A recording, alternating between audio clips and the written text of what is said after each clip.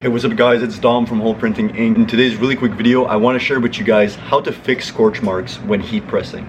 Now you might be heat pressing on something like 100% cotton, 50-50, so like 50% cotton, 50% polyester, or even in my case right now, 100% polyester. Now these prints can be very hard to do due to the fact that it can actually burn the fabric if you use the bad press settings. Even when using the correct settings, you might be left with a square, especially if you're using Teflon pillows or the simple heat press, which actually has like a square platen. So let's say you're using this heat press, you might have already put it to the correct settings. Now for me, 100% polyester is for 262 Fahrenheit for 10 seconds. We do the first press for around 5 seconds without a Teflon pillow. We actually place our print on the, the garment, and then from there we use our Teflon pillow to repress, and then we peel, and then we repress using the Teflon pillow. Now unfortunately for us, it leaves a square. I'm going to show you guys how to salvage the square and how to make the garment sellable so you guys never go through this problem once again. I know that I felt completely useless and hopeless once it actually happened the first time, and when I gave the product away to the client, I felt really bad because you could see the square.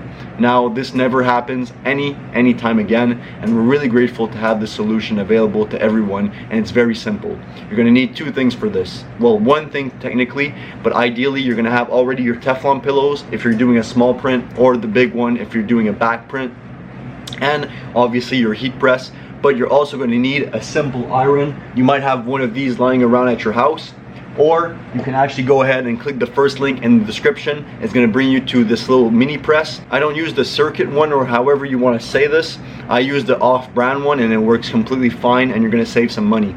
So let's go ahead. We're going to take our garment. I'm going to show you how it's done.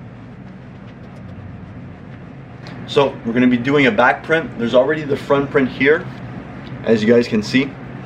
We're going to be placing it on our heat press. Now guys, do mind you, I'm filming this alone, so sorry for the angles. I'm going to try the best I can.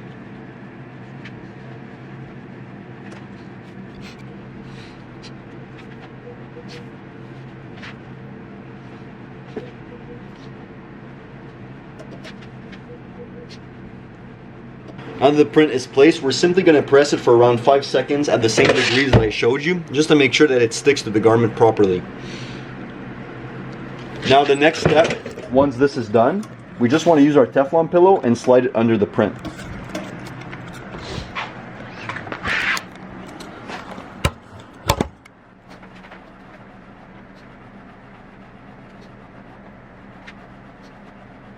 Make sure all your logo is on the Teflon pillow so you have an even press. And now you can place your Teflon paper and press. Make sure the Teflon paper covers the entirety of the heat press so you don't go ahead and leave big scorch marks.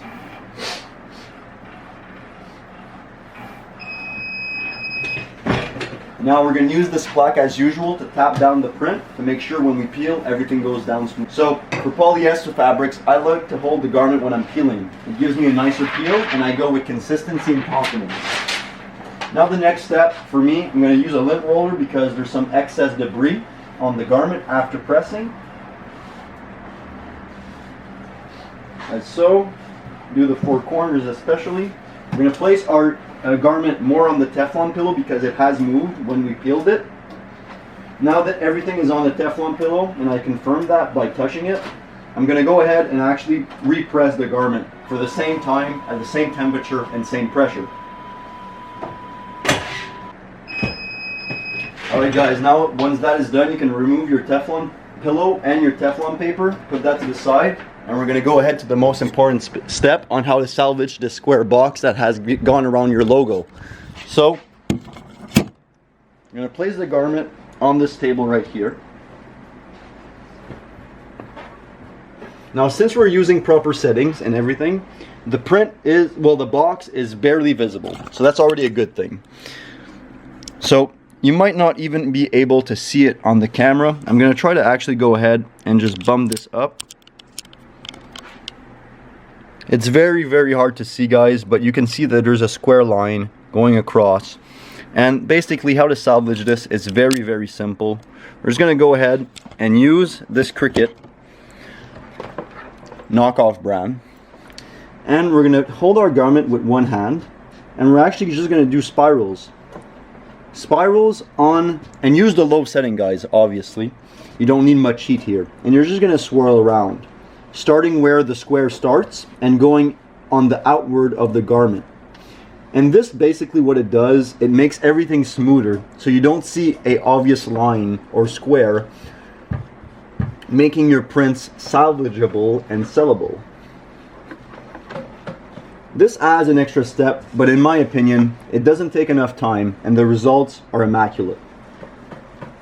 So never again will you have to go through the trials and tribulations of printing polyester and feeling like it's always an uphill battle. This can also work for products or garments that have been very scorched, and you can do the same principle and apply a bit more pressure and go a bit more outwards. So guys, obviously with the camera it's impossible to tell, but we completely salvaged a shirt which was once, you know, still sellable, but maybe not ideal. You can also do this with front prints, and the same applies for any size of the print that you're trying to print.